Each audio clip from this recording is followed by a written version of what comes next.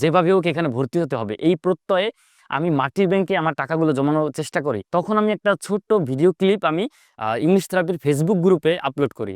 আমার কপালটা এতই ভালো, এই ভিডিওটা সরাসরি সাইফুল ইসলাম স্যার দেখে ফেলেন। দেখার পরে স্যারের সাথে সাথে আমাকে ইনভাইট করে তাদের অফিসে। তো আমি আমার সুযোগ মতন তাদের অফিসে আসি। আসার পরে স্যারে আমাকে এই মাটির ব্যাংকের বিনিময়ে আমাকে এখানে ভর্তি হওয়ার একটি সুযোগ করে দিয়েছেন। আমি বর্তমানে এখানে একজন আবাসিক কোর্সের ছাত্র।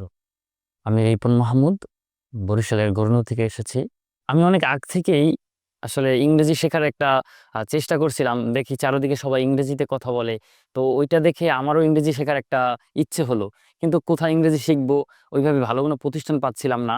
আমি তো অনেকভাবেই ইন্টারনেট থেকে ইংরেজি শেখার চেষ্টা করছিলাম। তো একদিন আমার বোন আমাকে একটি ভিডিও ক্লিপ দিল। পরে আমি ভিডিওটা ওপেন করি। ওপেন করার পরে দেখলাম আমি এটা আরজি কিবরিয়ার শো ছিল। তো আমি এটা ওপেন করি। ওপেন করার পর দেখলাম একটি ভাই ওখানে কথা বলছে। সে ইংলিশ থেরাপির একজন স্টুডেন্ট। তো কথা বলতে বলতে সে আর বাংলা বলতে পারতেছে না, সে থেমে যাচ্ছে। তখন তাকে জিজ্ঞেস করলো, আপনি কি বাংলায় ঠিকভাবে কথা বলতে পারছেন না কেন? তখন সে বলল, আমি ইংলিশ থেরাপিতে 3 মাসের যে আবাসিক কোর্সটা আছে এটা করার ফলশ্রুতিতে তার বাংলা কথা বলা বন্ধ হয়ে গেছে। যখন আমি ভিডিওটা দেখলাম আমি তো শক হয়ে গেছি যে এটা কিভাবে সম্ভব যে একটা মানুষ ইংরেজি শিখতে শিখতে সে বাংলা বলা ভুলে যায়। তো সেইখান থেকে একটা ভালো লাগা কাজ করে এই প্রতিষ্ঠানের প্রতি, ইংলিশ থেরাপির উপরে, যে আমাকেও এখান থেকে শিখতে হবে। আর এটা ছাড়া আর কোনো বিকল্প আমি কোনো প্রতিষ্ঠান দেখি নাই যে বাংলাদেশের ভিতরে যারা ইংরেজি বলার প্র্যাকটিস করতে করতে একটা টাইমে সে বাংলাই ভুলে যাচ্ছে। তো এই বিষয়টা সবচেয়ে আমাকে শক করে। তো তারপর থেকে আমি খুঁজতেছি কিভাবে এখানে ভর্তি হওয়া যায় বা কি করলে এখানে ভর্তি হওয়া যাবে।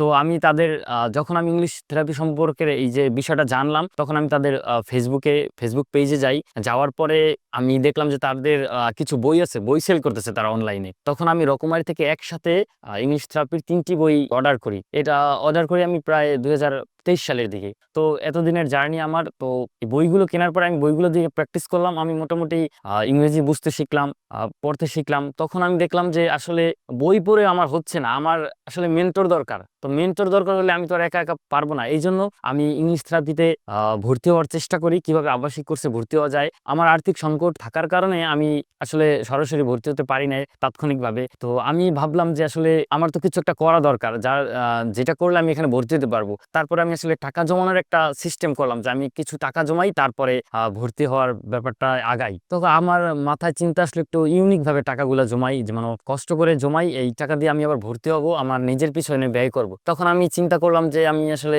মাটির ব্যাংকে টাকা জমাবো।